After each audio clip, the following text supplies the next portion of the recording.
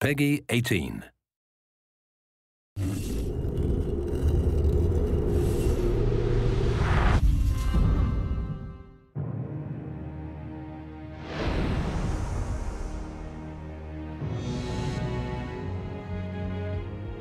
State of the world of Warhammer 40k is one of constant war.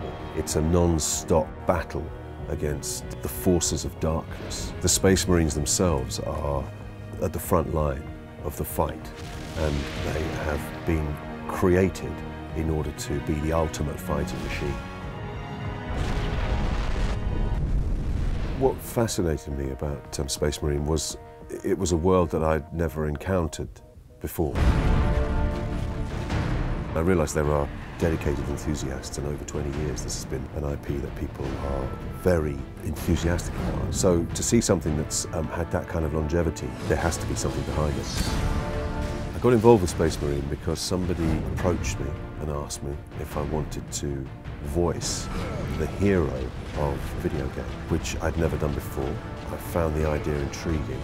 I then came in to have a look at the artwork and get acquainted with the world of Warhammer 40k and like what I saw.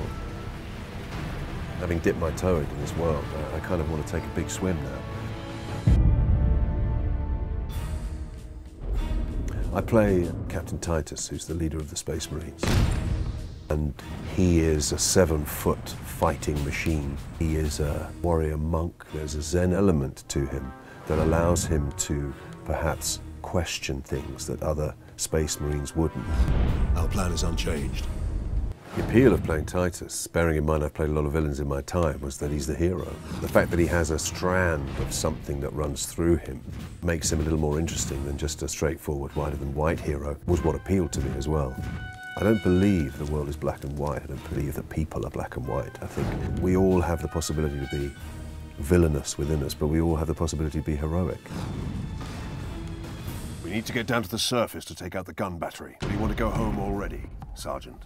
Titus's voice was a very important element because that is the thing that I'm bringing to this world. I will destroy Nemroth with skill and steel. Seeing the pictures of him, how he's drawn, the armor that he wears, the determination on his face, the squareness of his jaw means that that heroic element you have to create in the voice. I ain't finished with you yet, Space Marine! But I am finished with you, Orc. I didn't really base it on anybody that I've heard, other than the fact that in order to bring that weight of power and ability and somebody who you'd follow anywhere, I needed to bring some sort of depth and strength to it.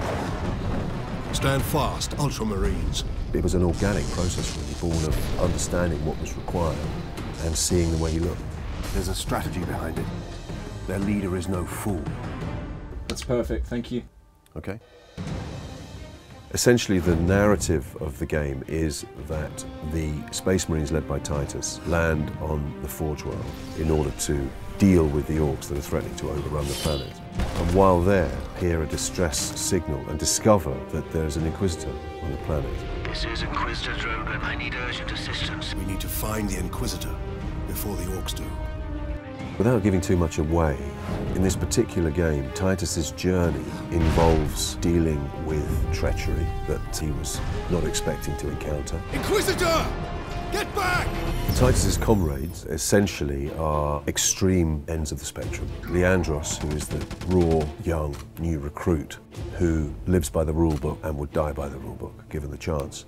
In Titus's mind, I think he can see a young, wet behind the ears character who hasn't yet learned through experience how to deal with the various problems that are going to be thrown at him. Consequently, he can be pretty annoying, but Titus puts up with him because he understands it's just immaturity.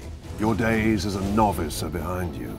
Why do you still interpret the Codex so narrowly? I suppose he has a natural distrust of anybody who lives by the book. The search for answers must wait. What if that is too late? You forget yourself, Ultramarine. Sidonis is perhaps he's his equal. He's certainly a battle-hardened veteran of many campaigns and is probably Titus's closest companion, if he has such a thing. He trusts him, relies on him, would have him as his point man in any given situation.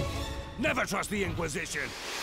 Voice acting in a video game differs from film in the sense that you haven't got the ability to demonstrate anything with your face, with your eyes, with your demeanour.